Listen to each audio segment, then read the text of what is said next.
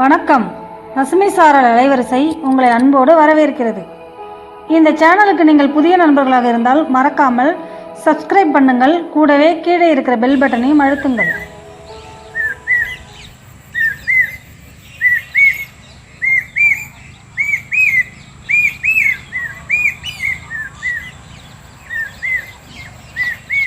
பசுமை சாரல் நண்பர்களுக்கு பசுமை வணக்கம். இன்றைய தினம் நம்ம எங்க வந்திருக்கோம்னு கேட்டாக்க, பண்ருட்டிக்கு பக்கத்துல காடாம்புள்ளியூர்கள் இருந்து உள்ளுக்குள்ள வந்தாக்க கீழ மாம்பட்டு என்ற ஒரு அழகான கமன்னு வாசனை மிகுந்த ஒரு கிராமத்திற்கு வந்திருக்கோம். என்னங்க வாசனை அப்படின்னு கேட்டாக்க, இந்த கிராமத்துக்குள்ள வந்தோம்னா முந்திரி பழத்தினுடைய வாசனையும் பலாப்பழத்தினுடைய வாசனையும் தெருவெங்கு வீசி கொண்டிருக்கின்ற ஒரு இனிமையான கிராமத்துக்கு தான் வந்திருக்கேன். உண்மையிலே நான் அனுபவிச்சுட்டு இருக்கேன். பக்கத்துல இருக்க அருமை நண்பர் சிவா அவரை பத்தி நான் என்ன கேள்விப்பட்டேனாக்க, வீணாக போகின்ற இந்தியா முழுவதும் பயிரிடப்படுகின்ற முந்திரி பழம் வீணாக போய் கொண்டிருக்கிற முந்திரி பழத்திலிருந்து இவர் வந்து ஜூஸ் காஸ்மெட்டிக்ஸ் ப்ராடக்ட் தயார் பண்றாருன்னு கேள்விப்பட்டு போன் பண்ணி கேட்டேன். வாங்க உங்களை வீடியோ எடுக்கலாம்னு சொல்லி அவர் அன்போடு அழைப்பு விடுத்தாரு.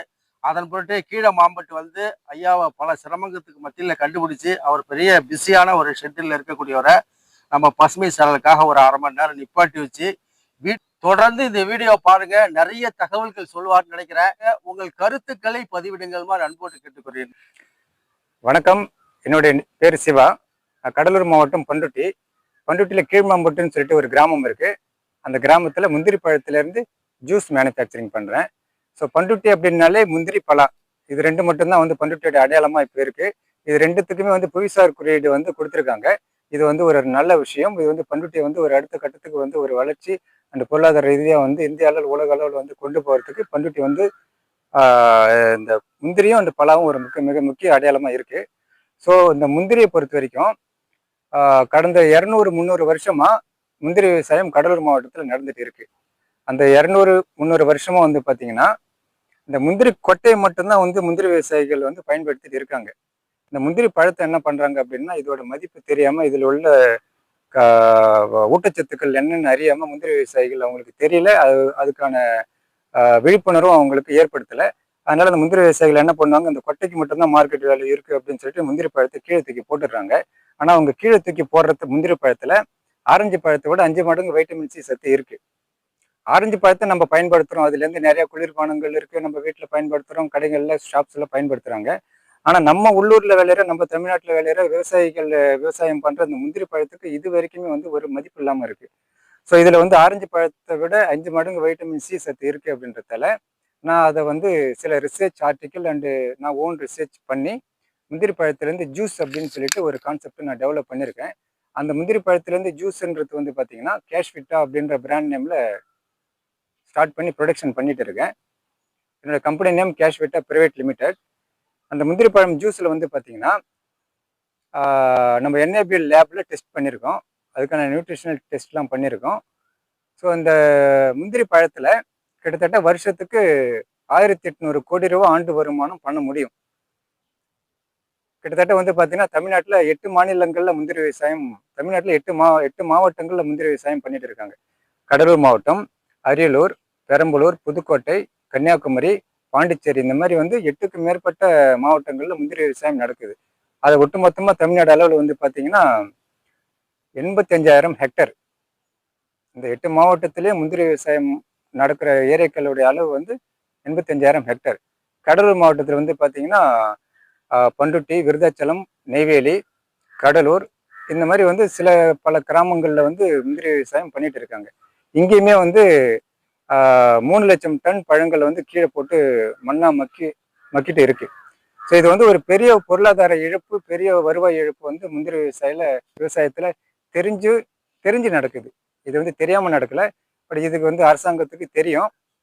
இந்த முந்திரி பழம் கீழே போடுறாங்க அப்படின்ற தகவல் வந்து கீழே விவசாயிகள் பயன்படுத்தாம போடுறாங்கன்றது அரசுக்கு தெரியும். ஆனா அவங்க வந்து இன்னும் வந்து அது எந்த முன்னெடுப்பும் எடுக்கல. அப்படி அரசு வந்து ஒரு முன்னெடுப்பு எடுத்து அதை வந்து ஒரு தொழிற்சாலையா கொண்டு வந்தாங்க அப்படின்னா, இப்போ மாம்பழத்துக்கு தொழிற்சாலை கிருஷ்ணகிரி இந்த மாதிரி ஏரியாக்கள்ல பல மாம்பழ தொழிற்சாலைகள் இருக்கு. அது மதிப்பு கூட்டி அங்க வந்து ஜூஸா பண்றாங்க, என்னென்னவோ ப்ராடக்ட் பண்ணிட்டு இருக்காங்க. அதே மாதிரி முந்திரி பழத்துலையுமே வந்து நிறைய மதிப்பு கூட்டப்பட்ட பொருட்களை வந்து பண்ண முடியும். அது வந்து பாத்தீங்கன்னா அரசாங்கம் வந்து அதுக்கு முன்னெடுக்கணும், நிறைய ஸ்கீம்ஸ் வந்து கொண்டு வரணும். அதை பல ஆராய்ச்சிகள் வந்து முந்திரி பழத்துல நடக்கணும் தமிழ்நாட்டில். இது வந்து விவசாயிகளுக்கு ஒரு முக்கிய ஒரு பொருளாதார பயிராக வந்து கடலூர் மாவட்டத்தில் இருக்கு. பட் இந்திய அளவில் பார்த்தீங்கன்னா கேரளா, ஆந்திரா, கர்நாடகா, மகாராஷ்டிரா, கோவா, வெஸ்ட் பெங்கால் அண்டு தமிழ்நாடு, இந்த மாதிரி வந்து ஒரு 10க்கு மேற்பட்ட ஒரு மாநிலங்களில் முந்திரி விவசாயம் பண்ணுறாங்க. இந்த முந்திரி பழம் கீழே போடுற பிரச்சனை தமிழ்நாட்டில் மட்டும் கிடையாது, இந்திய அளவில் நடக்குது. இந்திய அளவில் பார்த்தீங்கன்னா 60 லட்சம் மெட்ரிக் டன் பழங்களை வேஸ்ட் பண்ணுறோம். வேஸ்ட் பண்ணுறது முந்திரி பழம் கிடையாது, வேஸ்ட் பண்ணுறது வைட்டமின் சி. வேஸ்ட் பண்ணுறது முந்திரி பழம் கிடையாது, வேஸ்ட் பண்ணுறது வந்து பணம். அவ்வளோ கீழே போடுற முந்திரி பழங்கள் அனைத்துமே வந்து பணமாக மாற்ற முடியும். அதுக்கு வந்து அரசு முன்னெடுப்பு வந்து ஒரு முக்கிய காரணமாக இதை வந்து முன்னெடுத்து இதை வந்து கவனிக்கணும். ஸோ இந்த முந்திரி பழத்தை வந்து பார்த்தீங்கன்னா மற்ற ஆரஞ்சு பழம் மாதிரியோ, ஆப்பிள் மாதிரியோ, சாத்துக்குடி, கொய்யா இந்த மாதிரி வந்து மார்க்கெட்டில் பார்க்க முடியல. ஏன் அப்படின்னா இது வந்து ஒரு ஷார்ட் ஷெல்ஃப் லைஃப் உள்ளது. குறைந்தபட்சம் தான் இதோடைய ஆயுட்காலம். இந்த கொட்டையை திருவன பிறகு கிட்டத்தட்ட 24 ஹவர்ஸுக்குள்ள வந்து இந்த பழத்தை வந்து இன்னொரு ப்ராடக்டாக மாற்றணும். இல்லை அப்படின்னா வந்து அந்த பழம் வந்து கெட்டு போயிடும். ஸோ 24 ஹவர்ஸ்க்குள்ளே இது வந்து ப்ராசஸ் பண்ணணும். ஸோ அதுக்கேற்ற மாதிரி டெக்னாலஜி வந்து உண்டாக்கணும். இதன் மூலமாக வந்து பிவரேஜ் இண்டஸ்ட்ரி கிரியேட் பண்ண முடியும், ப்ளஸ் வந்து காஸ்மெட்டிக் இண்டஸ்ட்ரி கிரியேட் பண்ண முடியும், ப்ளஸ் வந்து ஃபுட் இண்டஸ்ட்ரி கிரியேட் பண்ண முடியும். ஸோ ஒரு கவனிக்கப்படாத ஒரு முந்திரி பழம் கீழே போட்டு மண்ணாக்குற ஒரு முந்திரி பழத்தில் 3 இண்டஸ்ட்ரி கிரியேட் பண்ண முடியும். 3 இண்டஸ்ட்ரிலையும் அவங்களுடைய கிரியேட்டிவிட்டிக்கு ஏற்ற மாதிரி டிஃப்ரெண்ட் டைப் ஆஃப் ப்ராடக்ட் வந்து பண்ண முடியும். பட் அதுக்கு வந்து அரசு வந்து இது வரைக்குமே வந்து எந்த முன்னெடுப்புமே வந்து எடுக்கல. அது வந்து அவ்வளோ பெரிய விஷயமும் கிடையாது. பட் அரசு நினைச்சாங்க அப்படின்னா ஒரு சைன்ல ஒரே ஒரு நாள்ல வந்து மிகப்பெரிய மாற்றத்தை உண்டாக்க முடியும் அரசால. அது ஏன் வந்து இவ்வளவு நாளா வந்து அந்த முந்திரி பழத்தை வந்து கீழே போற நிலையில வச்சிருக்காங்க, ஒரு கவனிக்கப்படாம ஒரு பழமா இருக்குன்றது அது தெரியல. சரி சார், இப்போ வந்து உங்களுடைய கிராமத்துல இன்னும் சொல்ல போனா அதை தாண்டி தமிழ்நாட்டுல கிடைக்கக்கூடிய மாவட்டங்கள்ல, இந்தியா முழுவதும் இருக்கக்கூடிய மாவட்டங்கள்ல முந்திரி பழத்தை பத்தி ஒரு புள்ளியில் அழகா சொல்லிட்டீங்க. ஆமா, இது ஏன் இன்னும் பயன்படுத்தாம இருக்காங்க, இது பத்தி சிறப்பியல்புகளை சொல்லிட்டீங்க. இதுக்காக நீங்க என்ன முன்னெடுத்திருக்கீங்க? நீங்க தொழிற்சாலை அமைச்சிருக்கேன்னு சொல்லி இது கேள்விப்பட்டுதான் நான் வந்தேன். ஆமா, நீங்க முந்திரி பழத்துல இருந்து என்ன செய்றீங்க அதை சொல்லுங்க. Super, good question sir. ஆக்சுவலா முந்திரி பழம் வந்து பாத்தீங்கன்னா கோவாவில் 300 வருஷமா முந்திரி பழத்தை பயன்படுத்துறாங்க. சரி. அந்த கோவாவில் என்ன பண்றாங்கன்னு வந்து பாத்தீங்கன்னா ஆல்கஹால் ப்ராடக்ட் வந்து கோவாவில் பண்றாங்க. ஃபெனி அப்படின்னு சொல்லிட்டு ஒரு ஆல்கஹாலிக் பிவரேஜ் வந்து அங்க பண்ணிட்டு இருக்காங்க. அந்த ஆல்கஹாலிக் பிவரேஜஸ் அங்க ஏன் பண்றாங்க அப்படின்னா அதுக்கு வந்து அரசாங்கம் வந்து ஒரு முழு ஒத்துழைப்பு அங்க கொடுக்குறாங்க. அங்க வந்து ஒரு ட்ரெடிஷ்னல் ட்ரிங்கா வந்து அங்க பயன்படுத்துறாங்க, கலாச்சாரம் பானமா வந்து அங்க பயன்படுத்துறாங்க. அது கோவாவோட கவர்மெண்ட் வந்து முழு சப்போர்ட்டும் இருக்கு. ஆனா வந்து இதுல ஜூஸும் பண்ண முடியும். ஃபர்ஸ்ட் ஆல்கஹால் பண்றதுக்கான எல்லா குவாலிஃபைடு அந்த நியூட்ரிஷன் வேல்யூஸும் இதுல இருக்கு. பிளஸ் அடுத்த கட்டமா வந்து பாத்தீங்கன்னா ஜூஸ் பண்றதுக்கும் நியூட்ரிஷனல் பெனிஃபிட்ஸ் உள்ள சில சத்துக்கள், வைட்டமின் சின்ற சத்துக்களும் இந்த முந்திரி பழத்துல இருக்கு அப்படின்னும் போது நான் வந்து மாத்தி யோசிச்சு முந்திரி பழத்துல இருந்து ஜூஸ் டெவலப் பண்ணிருக்கேன். பிளஸ் முந்திரி பழத்தை இன்னும் நம்ம டீப்பா உள்ள போயிட்டு அதை ஆராய்ச்சி பண்ணி பார்க்கும்போது இதுல இருந்து வந்து வினிகர் இதை டெவலப் பண்ணலாம். கம்புச்சா அப்படின்னு சொல்லிட்டு ஒரு ஃபெர்மெண்டட், ஐ மீன் ப்ரோபயோட்டிக் ட்ரிங்க், அது கொம்புச்சா பண்ண முடியும். வினிகர் நான் இப்போ ட்ரை பண்ணிட்டு இருக்கேன். ப்ளஸ் வந்து காஸ்மெட்டிக் லிக்விட் பேஸ்டு ஒரு காஸ்மெட்டிக் ப்ராடக்ட் டெவலப் பண்ணியிருக்கேன். ஸோ முந்திரி பழத்தில் வந்து ஜெல்லு டெவலப் பண்ணியிருக்கேன். ஸோ இந்த மாதிரி gel, juice, kombucha, vinegar and நமக்கு தேவை தமிழ்நாடு அரசாங்கம் வந்து சப்போர்ட் பண்ணிச்சு அப்படின்னா நம்ம ஆல்கஹாலிக் பேஸ்டு ப்ராடக்ட்டும் நம்ம பண்ண முடியும். ஸோ அதை வந்து ஒரு நெகட்டிவ் இம்பேக்டாக அதை பார்க்காம ஸோ இது விவசாயிகளுக்கு பயன்படும் அப்படின்ற நோக்கத்தில் வந்து விவசாயிகளுக்கு வந்து இப்போதைக்கு இதுக்கு எந்த வேல்யூவும் இல்லாமல் இருக்குன்றதுல இந்த மாதிரி இண்டஸ்ட்ரி எல்லாமே உருவாச்சு அப்படின்னா இந்த முந்திரி பழத்துக்கு ஒரு வேல்யூ வந்துடும். இன்னைக்கு கீழே போடுற விவசாயிகள் நாளைக்கு வந்து முந்திரி பழத்தை 10 ரூபாய்க்கு, 20 ரூபாய்க்கு, 30 ரூபாய்க்கு அவங்க விற்கிற நிலையை உண்டாக்க முடியும். ஸோ அந்த மாதிரி வந்து பிவரேஜ் இண்டஸ்ட்ரியும் நான் சில இதெல்லாம் டெவலப் பண்ணியிருக்கேன். சரி சார், இப்போ வந்து நீங்க டெவலப் பண்ணின ப்ராடக்ட்ஸ், அதாவது வந்து ஜூஸ் சொல்றீங்க, ஃபுட்டு சொல்றீங்க, காஸ்மெட்டிக்ஸ் சொல்றீங்க, இது எல்லாமே வந்து உற்பத்தி பண்ணி வியாபாரமா சந்தைக்கு கொண்டு வந்துட்டீங்களா, இல்ல ஆர்என்டில இருக்கா? வியாபாரமா பண்ணிட்டீங்கன்னா அது எங்க கிடைக்கும் அப்படின்னு நம்ம சப்ஸ்கிரைபர்களுக்கு சொல்லுங்க. ஓகே, இப்போ இது வந்து சார் இந்த ஜூஸ்ன்றது வந்து நம்ம ப்ரொடக்ஷன் பண்ணிட்டு இருக்கோம். அது வந்து மார்க்கெட்ல கிடைக்கும். ஒன்று டைரக்டா கம்பெனியை கான்டாக்ட் பண்ணி வாங்கிக்கலாம். அப்படி இல்லைன்னா லாஸ்ட் டைம் ப்ரொடக்ஷன் பண்ணது வந்து கொடைக்கானலுக்கு சப்ளை பண்ணியிருக்கோம். ஸோ இப்பயுமே வந்து கொடைக்கானலுக்கு சப்ளை பண்ணியிருக்கோம். ஸோ நமக்கு மொத்தமா வேணும் அப்படின்னு தேவைப்படுற வியூவர்ஸ் அண்டு கன்சியூமர்ஸ் வந்து என்னை டைரெக்டாக கான்டாக்ட் பண்ணலாம்.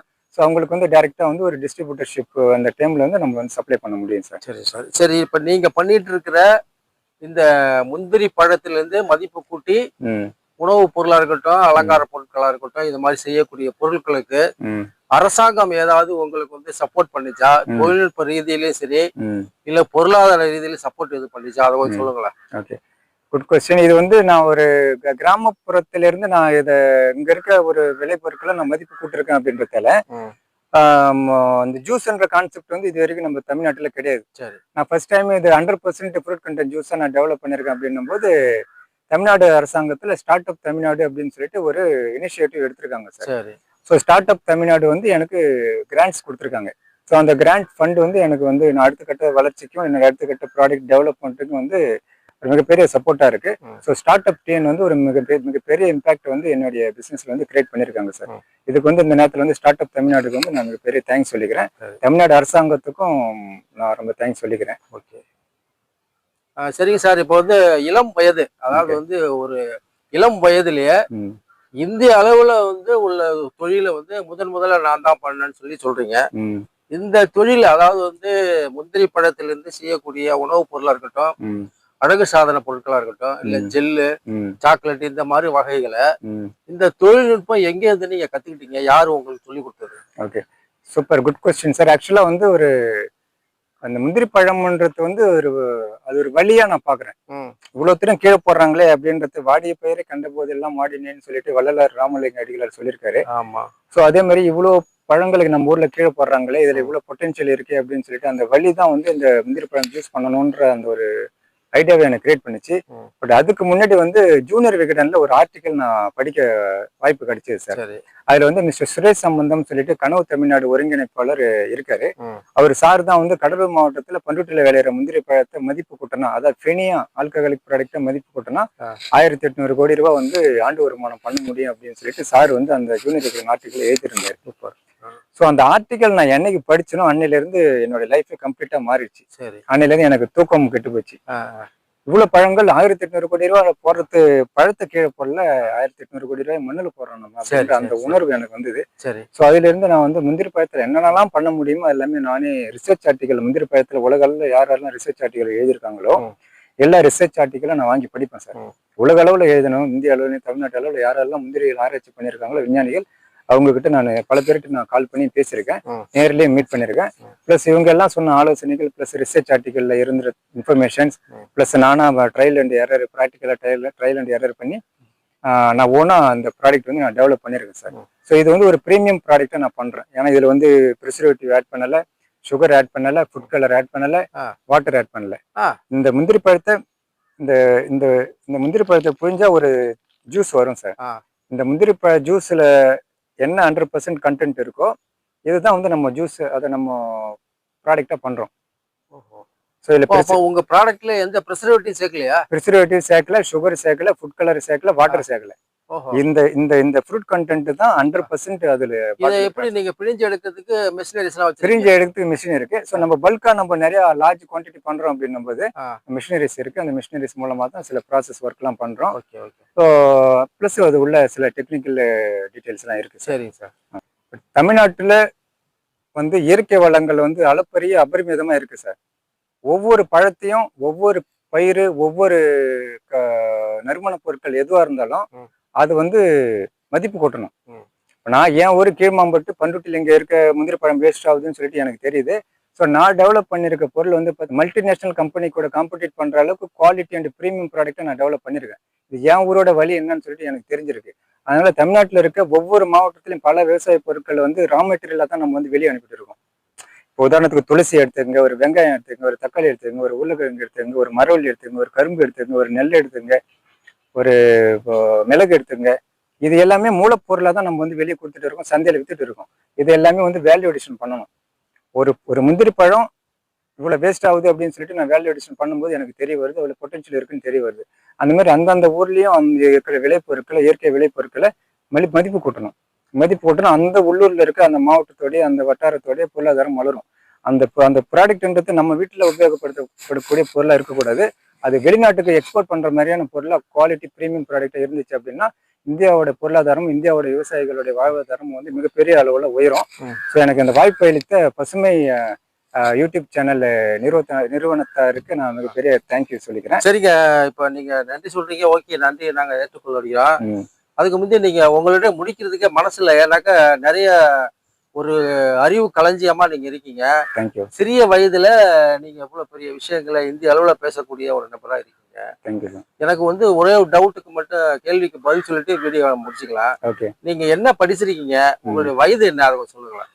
ஓகே சார், நான் படிச்சது வந்து பாத்தீங்கன்னா 12th வரைக்கும் கடலூர் மாவட்டம் அங்க இருக்க சென்ட் ஜோசப் ஸ்கூல்ல படிச்சேன். ஒரு 9 இயர்ஸ் வந்து அங்க நான் ஹாஸ்டல்ல படிச்சேன் சார். சரி. அந்த ஹாஸ்டல்ல படிக்கும்போது நான் தனிமையில இருப்பேன். ஹாஸ்டல் ஸ்டூடெண்ட்ஸ்னாலே தனியா தான் இருப்பாங்க, பேரண்ட்ஸ் விட்டு பிரிஞ்சு தனியா இருப்பாங்க. அங்க படிக்கும்போது எனக்கு நிறைய யோசனைகள் வரும். தனிமையில இருக்கும்போது நிறைய புக்ஸ் படிக்கணும் அப்படின்னு சொல்லிட்டு சில புக்ஸ் எல்லாம் படிப்பேன் நான். பிளஸ் அங்க ஸ்கூல் ஃபாதர்ஸ் வந்து சில ஸ்டோரிஸ் எல்லாம் சொல்லுவாங்க சார். அது Christian school Saint Joseph higher secondary school. அங்க இருந்து நான் எனக்கு கிடைச்ச மாரல்ஸ் அண்ட் சில இன்புட்ஸ் வந்து என் மைண்டுக்கு கிடைச்ச நல்ல ஒரு ஒரு தகவல்கள் அங்க எனக்கு கிடைச்சது. படிப்பையும் தாண்டி அங்க இருக்க வந்து நல்லொழுக்கம் நான் கத்துக்கணும் நானு. அங்க இருந்து வந்து நானும் பெரிய ஆளாகணும், நம்மளும் ஒரு சீஃப் கெஸ்டா நம்ம ஸ்கூலுக்கு வரணும் அப்படின்ற ஆசையெல்லாம் எனக்கு அப்பயே இருந்தது. ஸோ அதன் பிறகு வந்து மயிலம் இன்ஜினியரிங் காலேஜ்ல இன்ஜினியரிங் ஜாயின் பண்ணேன். சூப்பர். 2008ல இருந்து 2012 வரைக்கும். ஸோ நான் இன்ஜினியரிங் படிச்சுட்டு இருக்கும்போது டாக்டர் ஏபிஜே அப்துல் கலாமை பார்க்கறதுக்கு எனக்கு ஒரு வாய்ப்பு கிடைச்சது. ஆமா. So doctor A P J Abdul Kalam நம்ம தமிழ்நாட்டை சேர்ந்தவர். ஸோ அவருடைய பர்சனல் லைஃப்ல பல சவால்கள் அவர் சந்திச்சு சின்ன வயசுல இருந்தே அவர் வந்து ஏரோப்ளைன் ஓட்டணும், நானும் ஒரு விமான விஞ்ஞானியா மாறணும் அப்படின்னு சொல்லிட்டு ஏரோப்ளைன்ல பறக்கணும்னு அவருக்கு ஒரு மிகப்பெரிய ஆசை இருந்தது. ஸோ நம்ம தமிழ்நாட்டுல இருந்து ஒருத்தர் டெல்லியில குடியரசுத் தலைவர் ஆக முடியுது அப்படின்னும் போது அவரு தனிப்பட்ட முறையில் அவர் ஒரு அணு விஞ்ஞானி, ஒரு ராக்கெட் சயின்டிஸ்டுமே கூட. சோ அவரை நம்ம பாக்குறோம். அவரும் திருச்சி சென்ட் ஜோசப்ல படிச்சவர் தான். திருச்சி சென்ட் ஜோசப்ல படிச்சவர் தான். நான் இங்க கடலூர் சென்ட் ஜோசப்ல. சோ நம்மளும் அப்துல் கலாம் மாதிரி நம்மளால ஆக முடியாது. அட்லீஸ்ட் அதுல ஒரு 0.5%, 0.1% ஆனாலும் இந்த முந்திரி பழத்தால எனக்கு ஒரு அடையாளம், ஒரு விவசாயிகளுக்கு ஒரு பெரிய ஒரு இம்பாக்ட், ஒரு லாபகரமான ஒரு முந்திரி விவசாயமா இது மாத்துறதுக்கு, இந்திய அளவுல வந்து முந்திரி விவசாயத்தை ஒரு லாபகரமான முந்திரி விவசாயமா மாத்துறதுக்கு என்னுடைய முந்திரி பழம் ஜூஸும் என்னுடைய மற்ற பிற ப்ராடக்ட்ஸுமே வந்து பயன்படும் அப்படின்னு சொல்லி எனக்கு மிகப்பெரிய நம்பிக்கை இருக்கு. அடுத்த 5-10 வருஷத்துல வந்து நம்ம கேஷ்யூட்டார்ன்ற நிறுவனம் வந்து இந்திய அளவில் உலக அளவுல வந்து ஒரு பெரிய ஒரு இம்பாக்டை முந்திரி விவசாயிகளுக்கு கிரியேட் பண்ணும், முந்திரி விவசாயிகளுக்கு கொடுக்கும், ஒரு நல்ல ஒரு மக்களுக்கு பயன்படக்கூடிய, சமுதாயத்துக்கு பயன்படக்கூடிய, விவசாயிகளுக்கு, முந்திரி விவசாயிகளுக்கு பயன்படக்கூடிய ஒரு நிறுவனமா இந்த கேஷ்யூட்டா நிறுவனம் அப்படின்றதுல எனக்கு பெரிய ஒரு நம்பிக்கை இருக்கு. சோ நிச்சயமாக மாறும் சிவா, அதுல எந்த விதமான ஐயப்பாடும் இல்ல. நிச்சயமாக 5 ஆண்டுகள் சொல்லிருக்கீங்க. 5 ஆண்டுகளுக்குள்ளரே மிகப்பெரிய நிறுவனமா மாறுவதற்கான அனைத்து கட்டமைப்புகளும் உருவாக்கிறீங்க. உங்கள்கிட்ட பேசும்போது இன்னும் கடைசி கேள்வி இன்னும் கேள்விகள் போயிட்டு தான் இருக்கு. கடைசியா ஒரு கேள்வியை மட்டும் கேட்டுறேன். உங்க அலுவலகத்துல நுழையும் போது அங்க வந்து நிறைய புஸ்தகங்களும் நீங்க வாங்கின விருதுகள், சான்றுகள்லாம் அடுக்கி வச்சிருந்தீங்க. அதை பத்தி கொஞ்சம் சொல்லுங்களேன். சூப்பர் சார், நல்ல கேள்வி சார். பட் ஒவ்வொரு மனிதர்களுக்கும் அங்கீகாரம்ன்றது ரொம்ப முக்கியம். சரி. அங்கீகாரம், பாராட்டு, கைத்தட்டல்கள் வந்து ரொம்ப முக்கியம். அதுதான் அவங்களை வந்து அடுத்த கட்டத்துக்கு கொண்டு போவோம். சரி. ஸோ எனக்கு வந்து பாத்தீங்கன்னா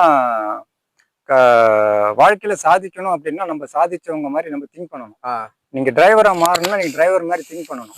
டிரைவர் எப்படிலாம் டிரைவ் பண்ணுவாரோ அதை நீங்க லேர்ன் பண்ணணும். நம்ம வந்து ஒரு லாயரா மாறணும்னா லாயர் எப்படி படிக்கிறாங்க, லாயர் எப்படி ரியாக்ட் பண்றாங்கன்றது அந்த ஃபார்முலாவை லேர்ன் பண்ணணும். ஸோ ஏழையா இருக்கணும்னா ஏழைக்குன்னு ஒரு ஃபார்முலா நேச்சுரலா ஒன்று இருக்கு. ஸோ டாக்டர் ஆகணும்னா நம்ம டாக்டரேட் முடிக்கணும், டாக்டர் MBBS படிக்கணும். ஸோ இந்த மாதிரி நம்ம என்னவா மாறணும்னு நம்ம முதல்ல டிசைட் பண்ணணும். அதன் பிறகு அது சார்ந்ததை மட்டும்தான் நம்ம பார்க்கணும், அதை மட்டும் தான் ஃபோக்கஸ் பண்ணணும். அதை தவிர்த்து மீதி இருக்க அனைத்துமே வந்து கட் பண்ணி எட்ட தள்ளிடணும். ஸோ அப்படின்னும் போது எனக்கு சின்ன வயசுல இருந்து அப்துல் கலாம் எனக்கு பிடிக்கும், இன்னும் இன்ஃபோசிஸ் நாராயணமூர்த்தி, வர்கீஸ் குரியன் இவங்களாம் எனக்கு பிடிக்கும் அப்படின்னும் போது ஸோ அவங்களாம் எப்படி சாதிச்சிருக்காங்க அப்படின்ற அந்த அவங்களுடைய வாழ்க்கை வரலாறுகளை நான் படிப்பேன் சார். ஸோ ஒவ்வொரு சாதனையாளர்களும் உலக அளவுல இருக்க டாப் சாதனையாளர்கள் எல்லாமே பல பர்சனல் பிரச்சனைகளை சமாளிச்சுட்டு அவங்க முன்னுக்கு வந்திருக்காங்க. தாய் இருக்க மாட்டாங்க, தகப்பன் இருக்க மாட்டாங்க, பணம் இருக்காது, கருப்பா இருக்காங்க, குள்ளமா இருப்பாங்க, கை இருக்காது, கால் இருக்காது. எவ்வளவு பேர் கை கால்கள் இல்லாமலாம் மிகப்பெரிய சாதனையாளர்கள் கின்னஸ் அவார்ட்லாம் வாங்கியிருக்காங்க.